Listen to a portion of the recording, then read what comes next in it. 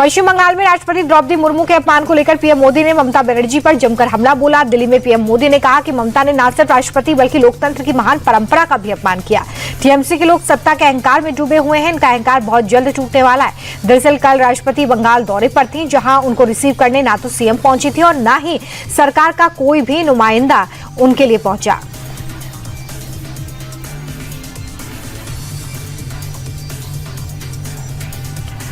अंतर्राष्ट्रीय महिला दिवस के मौके पर लखनऊ में कार्यक्रम हुआ। मुख्यमंत्री योगी आदित्यनाथ शामिल हुए।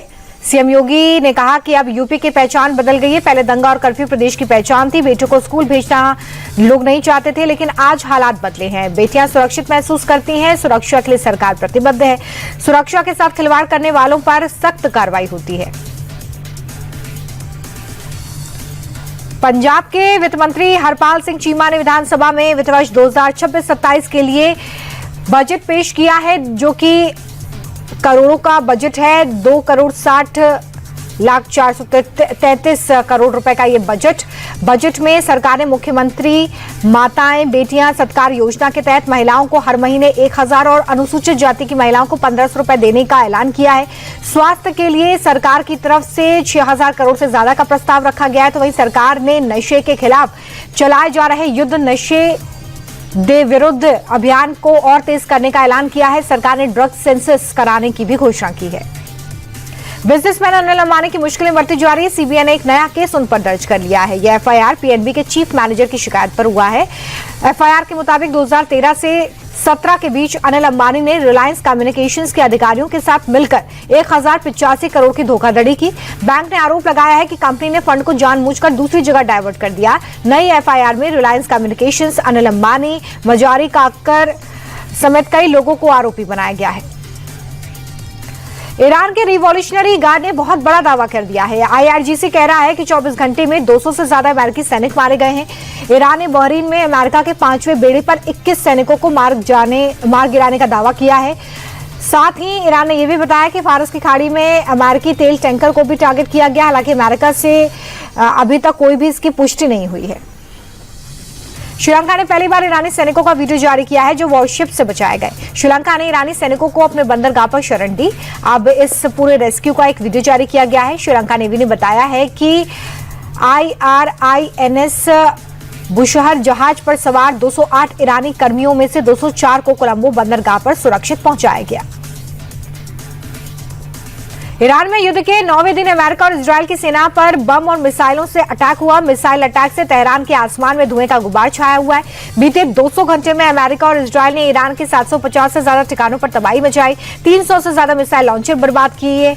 आईआरजीसी और बाजिस फोर्सेस के 600 से ज्यादा अड्डों को बम से बर्बाद कर दिया गया। खामेनेई समेत इस्लामिक रिजीम के 48 बेड़े कमांडर मारे गए हैं। जंग में अब तक 1300 से ज्यादा लोगों की जान जा चुकी है।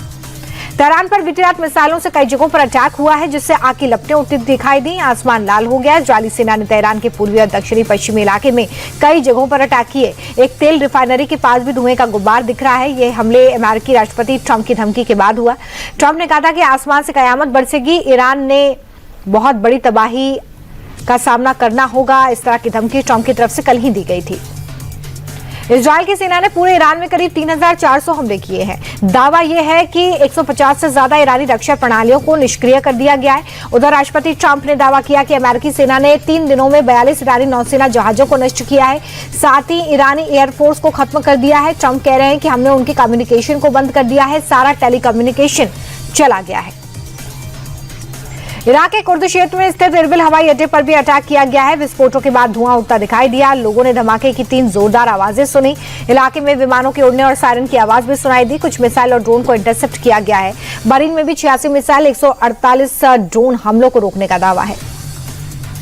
ईरान ने पहले पड़ोसी देशों पर हमले को लेकर माफी मांगी और फिर अपने बयान से पलट गया। राष्ट्रपति ने पड़ोसी देशों पर हमला नहीं करने का ऐलान किया, लेकिन कुछ ही मिनटों बाद ईरान की तरफ से हवाई अड्डों पर अटैक किया गया। ईरानी सेना ने दुबई एयरपोर्ट पर शाहिद 130 से हमला किया। एयरपोर्ट पर इसके बाद अफरा तफरी मच गई और सभी फ्लाइट्स को कैंसिल करना पड़ा। हालांकि कुछ देर बाद इसका संचालन फिर से शुरू हुआ। मरीना टावर पर भी ड्रोन का मलबा गिरने से बिल्डिंग को नुकसान हुआ है और एक व्यक्ति की मौत हो गई है।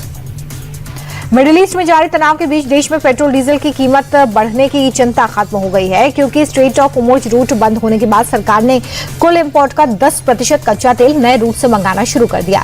सरकार के सोर्सेस कह रहे हैं कि अंतर्राष्ट्रीय बाजार में उतार चढ़ाव के बावजूद भारत के पास तेल का पर्याप्त भंडार है और स्थिति नियंत्रण में है। होर्मुज रूट बंद होने की वजह से इंटरनेशनल मार्केट में कच्चे तेल के दाम 27% बढ़ गए हैं। दिल्ली के बवाना इलाके में 24 साल के लड़की की गोली मारकर हत्या कर दी गई। मृतक की पहचान भूपेंद्र के रूप में हुई है। बताया जा रहा है कि राजवाटिका के पास एक युवक का शव पड़े होने की जानकारी पुलिस को मिली। मौके पर पहुंची पुलिस तुरंत लड़के को अस्पताल ले गई, जहां डॉक्टर्स ने उसे मृत घोषित किया। पुलिस को शक है कि आपसी रंजिश में हत्या हुई है। पुलिस ने आसपास के सीसीटीवी फुटेज को जब्त कर लिया है और आरोपियों की पहचान में जुट गई है।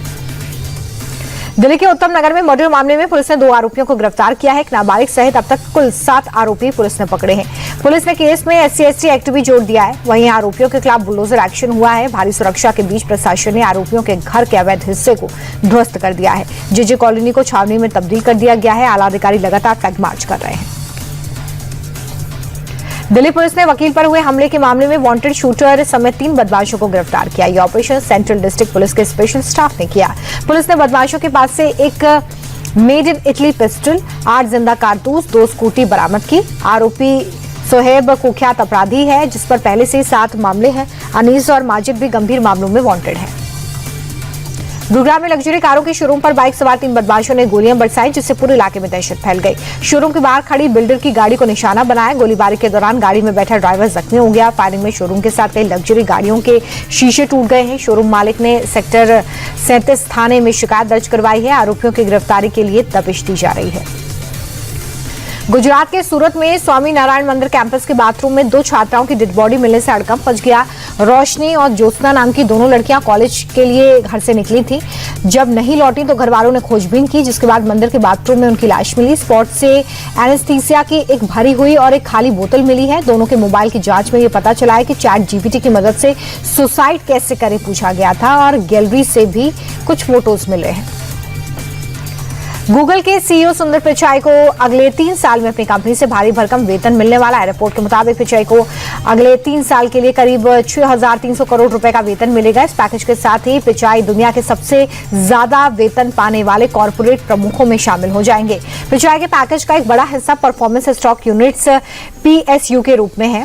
पिचाई को 3 सालों में हर महीने $84 मिलियन के रिक्वेस्टेड स्टॉक वेस्टिंग मिलेगी, जबकि निश्चित सालाना सैलरी $20 लाख मिलेगी।